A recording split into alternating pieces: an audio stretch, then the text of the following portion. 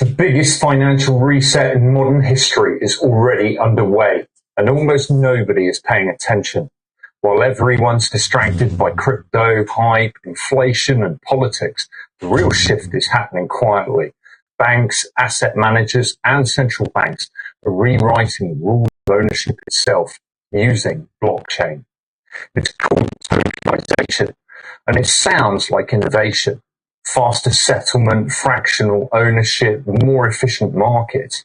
But beneath the buzzwords lies a deeper reality.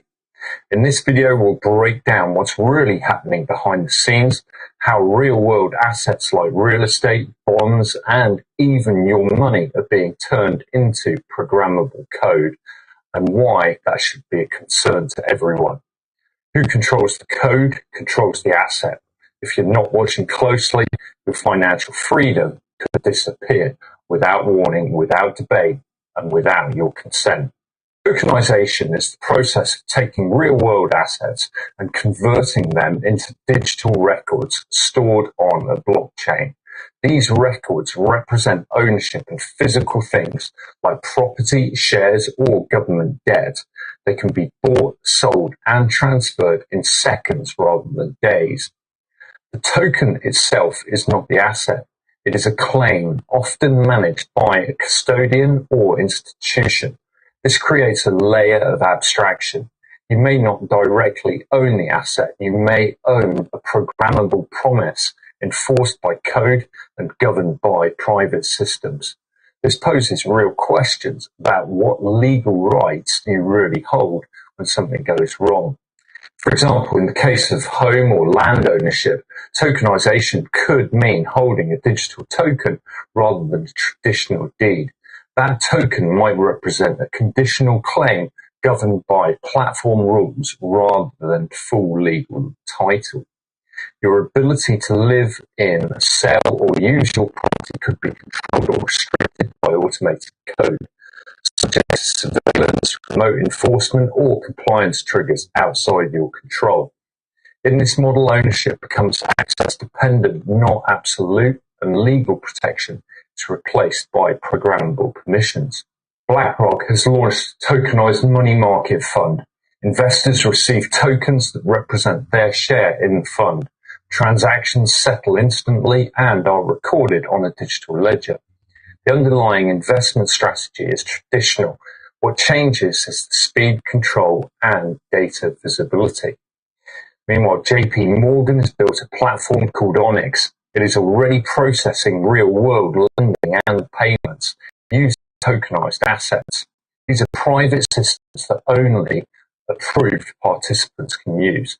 They do not run on public networks. They operate under the direct control of the institutions that build them. This is not open finance. This is programmable infrastructure owned by large players. Singapore's central bank has launched Project Guardian in partnership with global banks. It explores how tokenized bonds, digital deposits, and smart contracts can work in a compliant environment.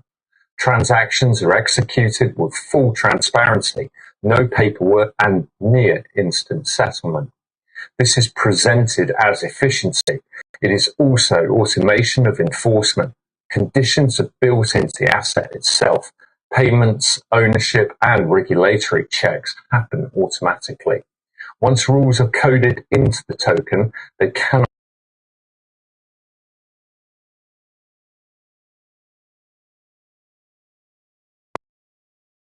Now, the benefits are easy to see. Trades can settle instantly, markets can stay open around the clock, expensive assets can be broken into small portions, smart contracts can automate everything from dividend payments to regulatory reporting, costs drop, delays disappear, manual processes are removed.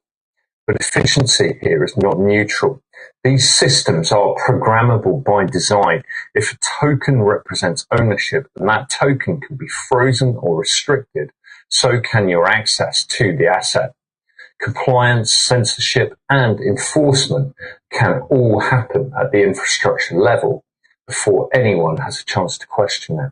Because tokens represent ownership in a programmable form, your ability to hold, use, or transfer your assets depends on the rules set in code and the permission of those who operate the blockchain.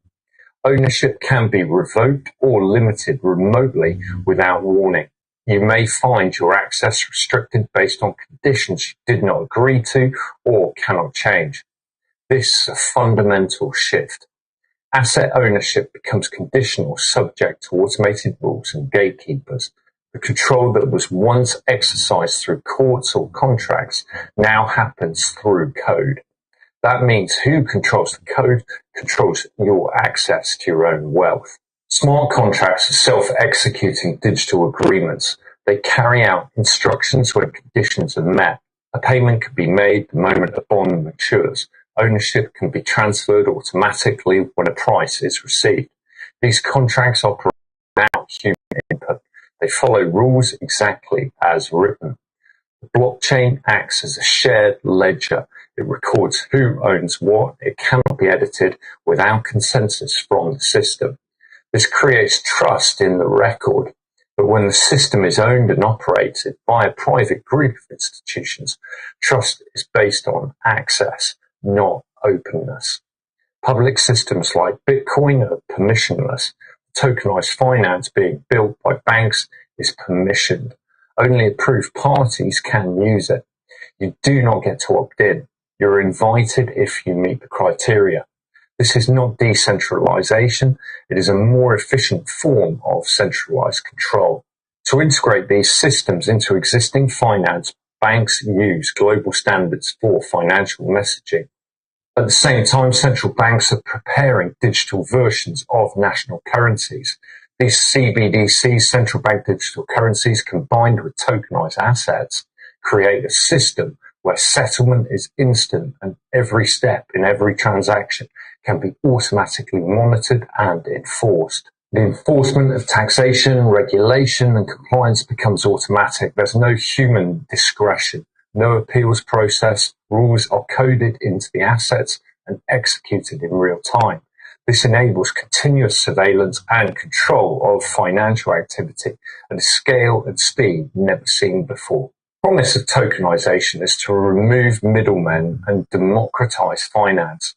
In reality, it replaces many intermediaries with a handful of large institutions that control the private blockchains and platforms. The system is permissioned and gated. Access is controlled behind the scenes. It's not open to all. This creates a financial system that is more efficient, but also more centralized. Power is concentrated in fewer hands. Ownership becomes conditional on meeting rules set by institutions rather than supposed market forces. Efficiency does not guarantee freedom or inclusion. It may instead enable greater exclusion and control. Tokenization won't require your approval. It is being built by the institutions that already control markets. The shift will not happen through headlines or political campaigns. It will arrive through updated bank platforms, automated settlement systems, and redesigned legal definitions of ownership. Once it is in place, the rules will be embedded in the assets themselves. Markets will function without human discretion. Your financial rights will be defined by code and enforced automatically. In a recent interview, Augustin Carstens, the now former general manager of the BIS, compared money's evolution to that of the phone to emphasize the need for money to become more digital, accessible, fast, and integrated into everyday life, like smartphones transform communication and services. He envisions money as seamless, instant, and multifunctional, enabling new financial tools and convenience. But this vision masks deeper reality, of course. Same institutions that built the old system are designing the new one with even more control embedded at the infrastructure level. The shift to digital money is not about empowerment. It is about surveillance, enforcement, and programmable access controlled by private actors and central banks. This is why there is no public discussion over what is taking place. This is not a disruption, it is a reset. The people most affected will be those not paying attention to how fast this is happening. Beneficiaries of asset tokenization are large financial institutions, central banks, and tech infrastructure providers. Firms like BlackRock and JP Morgan gain control over issuance, custody, and settlement on private blockchains. Central banks get real-time visibility, programmable enforcement, and tighter control over monetary flows. Tech providers profit from running the infrastructure and setting the rules. Private capital benefits from new liquidity and global access, while governments gain tools for direct behavioral control. Meanwhile, everyday users are left with programmable ownership, limited autonomy, and no real say in the rules, despite the promise of innovation and inclusion. Most ordinary people will lose control over their assets, as programmable tokens can limit how and when money is used, with market access dictated by platform rules rather than true ownership. Small investors may gain exposure to tokenized assets, but will remain subject to institutional control, fees, and restrictions. Meanwhile, those without digital IDs or banking access, often the unbanked and off-grid, will be excluded entirely, as this new system leaves no room for cash or informal transactions. The mainstream counter-argument is that it will promote financial inclusion, but the time-trusted lessons are obvious. Hard assets are your last line of defense. Use decentralized tools, not institutional ones. For some, Bitcoin and permissionless crypto are escape valves, but only if you self-custody. Keep a foot in the real economy, use cash while you still can, build local networks, structure strategically. It's also possible trusts, offshore entities, and dual citizenships can slow down automated compliance. Think legally, not just tactically. Stay ahead of the narrative, learn how the infrastructure works, watch what BIS, IMF, and central banks are actually building, not what they're saying. Efficiency is, of course, bait. Control is the hook. Tokenization is not about inclusion or innovation. It's about programmable ownership, automated enforcement, and institutional dominance. Default is not destiny. So we may not stop the system, but you can minimize exposure, buy time, and build parallel options. Now, I hope this has been useful. Thanks so much for watching. Do have a look at the rest of the playlist if you haven't done so before. I look forward to seeing you next time. Bye-bye.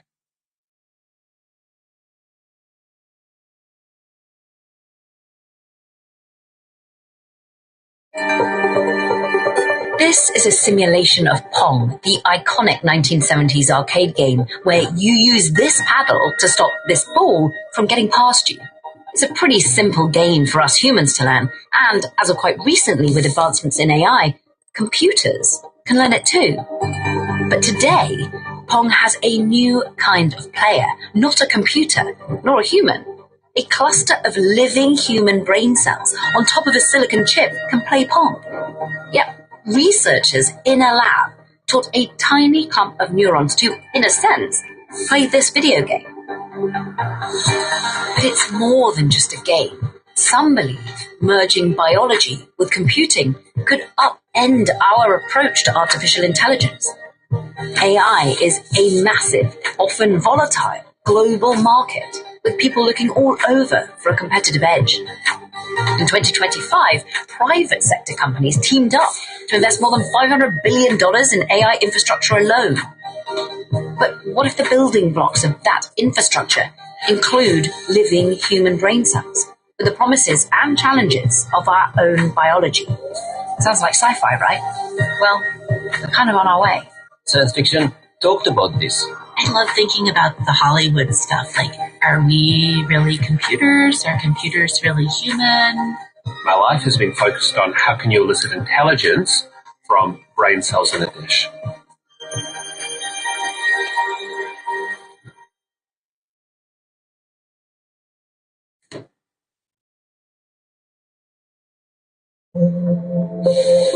I've got a pretty broad background. I did some work starting with cognitive psychology, neuropsychology, and then eventually moving into neuroscience. Brett Kagan is the Chief Scientific Officer at Cortical Labs in Melbourne, Australia. They made a name for themselves when they got their neurons to play Pong in 2022. They called it Dish Brain. Yeah, let's just set up and see how it goes. Maybe we'll all be in for a surprise. Quick timeout. Before we go any further, it might be worth understanding why companies like Cortical Labs are blending living neurons with synthetic systems. Compared to traditional machine learning, brains need far less training data to understand real-life environments and new situations. So what we are seeing here is we're investigating, can neurons actually distinguish between different handwritten digits? And we want to see, can the neurons behave in a way that says they recognize that all of the sixes look like sixes, all of the fours look like fours, and so on. Anything with biology can learn to navigate its environment incredibly quickly, incredibly efficiently. And we've had to learn to do that through evolution, otherwise we died. The promise of far less data and energy consumption is the holy grail for AI advancement. Here's why. Supercomputers like this one can be 1,000,000 times more powerful than the fastest laptop. But both supercomputers and AI run on the same basic technology, silicon chips. There's never been a focus like there is currently on the chip industry. People have realized that chips are the heart of everything, that this fundamental change to the economy that's being promised in the form of AI depends upon semiconductors, depends upon their rapid development, and depends upon an ever-increasing supply of them. For over 50 years, we have been creating better chips by packing more and more transistors inside one integrated circuit. The transistors are on-off switches, the physical manifestation of ones and zeros. And we've gotten faster and faster by going smaller and smaller. Over the last 6 decades, we've been trying to double the amount of transistors on an integrated circuit every 2 years. This is the heralded Moore's Law, observed by this guy back in 1975. Today, a phone's processing chip contains billions of transistors, and those transistors are so small, they're just a few nanometers apart in places. But, as our good old Intel co-founder, Gordon Moore, observed, this steady march of progress also has an endpoint. You're creating a chip, a three-dimensional circuit, by depositing layers of material on a disk of silicon. Some of those layers now are 1 atom thick. Guess what? When you get to 1 atom, you can't go any thinner. So, we have a problem, and folks all over the world are looking for solutions to our processing limits. After all, our demand for more computing likely isn't slowing down. It's not like suddenly companies and governments and organizations are going to say, you know what, we don't need more data. Everybody wants to collect more and more data, right? People liken it to the, modern gold rush. I wonder whether DeepSeek has kind of changed. I mean, it feels like it's upended the race this week. DeepSeek is such a fundamental change to the economics of what's going on. DeepSeek's January 2025 effect on markets was a strong reminder of these economic incentives. Companies are racing to build more efficient AI models all around the world, at times also fueling existing political tensions. The president said that he believes that this is a wake-up call to the American AI industry. One long-standing breakthrough in AI comes from biology and our ability to replicate it back to data and computing right now. It's pretty exciting, right? There's a lot going on. A big part of that is trying to learn what we can from how neurons in the real brains and biological brains connect to each other and how they communicate.